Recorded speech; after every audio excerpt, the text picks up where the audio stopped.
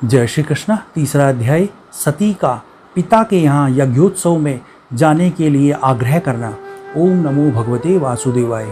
श्री मैत्रेय जी कहते हैं, विदुर जी, इस प्रकार उन ससुर और दामाद को आपस में वैर विरोध रखते हुए बहुत अधिक समय निकल गया। इसी समय ब्रह्मा जी ने दक्ष को समस्त प्रजापतियों का अधिपति बना दिया। इससे उसका गर्व और भी बढ़ गया।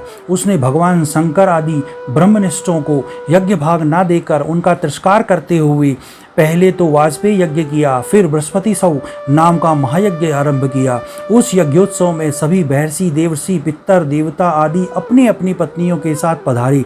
उन सब ने मिलकर वहाँ मांगलिक कार्य संपन्न किया और दक्ष के द्वारा उन सबका स्वागत सत्कार किया गया। उस समय आकाश मार्ग से जाते हुए देवता आपस में उस यज्ञ की चर्चा करते जा रहे थे। उनके मुख से दक्ष कुमारी सती ने अपने पिता के घर होने वाले यज्ञ की बात सुनी। उन्होंने देखा कि हमारे निवास स्थान कैलाश के पास से होकर सब ओर से चंचल नेत्रों वाली गंधर्व और यक्षों की पत्नियां चमकीले कुंडल और हार पहने हुए खूब सज धज कर अपने अपने पतियों के साथ विमानों पर बैठी हुई उस यज्ञोत्सव में जा रही है। इससे उन्हें बड़ी ही उत्सुकता हुई और उन्होंने अपने पति भगवान भूतनाथ से कहा। सती ने कहा, वामदेव, सुना है इस समय आपके ससुर दक्ष प्रजापति के यहाँ बड़ा भारी यज्ञोत्सव हो रहा है। देखिए, यह सब देवता वहीं जा रहे हैं। यदि आपकी इच्छा हो तो हम भी चलें। इस समय अपने आत्मियों से मिलने के लिए मेरी बहनें भी अपने अपने पतियों के साथ वहाँ अवश्य आएंगी। मैं भी चाहती हूँ कि आपके साथ वहाँ जाकर माता पिता के दिए हुए गहने, कपड़े आदि उपहार स्वीकार करूँ। वहाँ अपने पतियों से सम्मानित बहनों, मौसियों और स्नार्द हृदय जननी को देखने के लिए मेरा मन बहुत ही दिनों से उत्सुक है। कल्याणमय, इसके सिवा वहाँ महर्षियों का रचा हुआ श्रेष्ठ यज्ञ भी देखने को मिलेगा। अजन्मा प्रभु, आप जगत की उत्पत्ति के हेतु है। आपकी माया से रचा हुआ यह परम आश्चर्यमय त्रिगुणात्मक जगत आप ही में भास रहा है, किंतु मैं तो स्त्री स्वभाव होने के कारण आपके तत्व से अनभिज्ञ और बहुत ही दीन हूँ। इसलिए इस समय अपनी जन्मभूमि देखने को बहुत उत्सुक हो रही हूँ। जन्म रहित नीलकंठ, देखिए, इनमें किसी भी स्त्री तो ऐसी हैं जिनका दक्ष से कोई संबंध भी नहीं है, फिर भी वह अपने अपने पतियों के साथ खूब सज धज कर झुंड के झुंड वहाँ जा रहे हैं। वहाँ जाने वाले इन देवांगनाओं के राजहंस के समान श्वेत विमानों से आकाश मंडल कैसे सुशोभित हो रहा है। सुरश्रेष्ठ ऐसी अवस्था में अपने पिता के यहाँ उत्सव का समाचार पाकर उसकी बेटी का शरीर उनसे सम्मिलित होने के लिए क्यों न छटपट आएगा।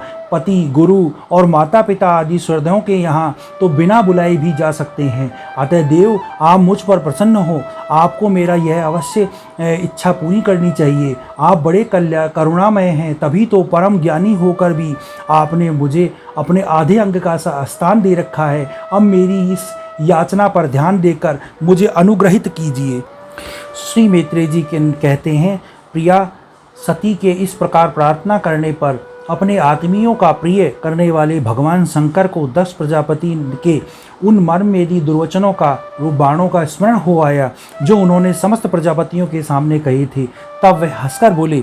भगवान शंकर ने कहा, सुंदरी, तुमने जो कहा है कि अपने बंधु बांधवों के यहाँ बिना बुलाए भी जा सकते हैं, सो तो ठीक है, किंतु ऐसा तभी करना चाहिए जब उनकी दृष्टि अतिशय प्रबल देहाभिमान से उत्पन्न हुए मद और क्रोध के कारण द्वेष दोष से मुक्त ना हो गई हो।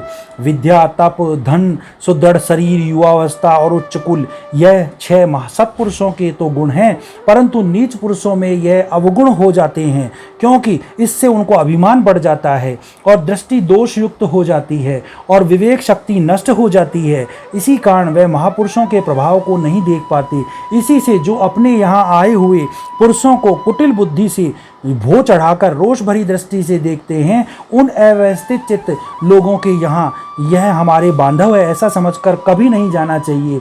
देवी, शत्रुओं के बाणों से बिन जाने पर भी ऐसी अवस्था नहीं होती जैसा अपने कुटिल बुद्धि स्वजनों से कुटिल वचनों से होती है, क्योंकि बाणों से शरीर छिन्न भिन्न हो जाने पर तो जैसे तैसे निद्रा आ जाती है, किंतु कुवाक्यों की से मर्म स्थान विद जाने पर तो मनुष्य हृदय में पीड़ा से दिन रात बेचैन रहता है। सुंदरी, अवश्य ही मैं जानता हूँ कि तुम परमोन्नति के प्राप्त हुए दक्ष प्रजापति को अपनी कन्याओं में सबसे अधिक प्रिय हो, तथापि मेरी आश्रिता होने के कारण तुम्हें अपने पिता से मान नहीं मिलेगा, क्योंकि वह मुझसे बहुत जलते हैं। जीव की चित्तवृत्ति की साक्षी अहंकार शून्य महापुरुषों की समृद्धि को देखकर जिसके हृदय में संताप और इंद्रियों में व्यथा होती है, वह पुरुष उनके पद को भी सुगमता से प्राप्त नहीं कर सकता। बस दैत्यगण जैसे श्री हरि से द्वेष मानते हैं, वैसे ही उनसे कूदता रहता है। सो मध्य में तुम यह कह सकती हो कि अपने प्रजापतियों की सभा में उनका आदर क्यों नहीं किया।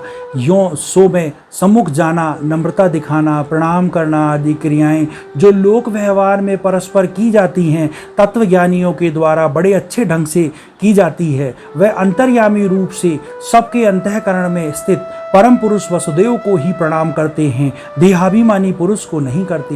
विशुद्ध अंतःकरण का नाम वसुदेव है, क्योंकि उसी में भगवान वासुदेव का अप्रोक्ष अनुभव होता है। उस शुद्ध चित्त में स्थित इंद्रियातीत भगवान वासुदेव को ही मैं नमस्कार किया करता हूँ। इसलिए प्रिय, जिसने प्रजापतियों के यज्ञ में मेरे द्वारा कोई अपराध न होने पर भी मेरा कटु वाक्यों से तिरस्कार किया था, वह दक्ष यद्यपि तुम्हारे शरीर को उत्पन्न करने वाला पिता है, तो भी मेरा शत्रु होने के कारण तुम्हें उसे अथवा उसके अनुयायियों को देखने का विचार भी नहीं करना चाहिए। यदि तुम मेरी बात ना मानकर वहां जाओगी तो तुम्हारे लिए अच्छा ना होगा, क्योंकि जब किसी प्रतिष्ठित व्यक्ति को अपने आत्मीजनों के द्वारा अपमान होता है, तब वह तत्काल उसकी मृत्यु का कारण बन जाता है। तीसरा अध्याय समाप्त। ओम नमो भगवते वासुदेवाय।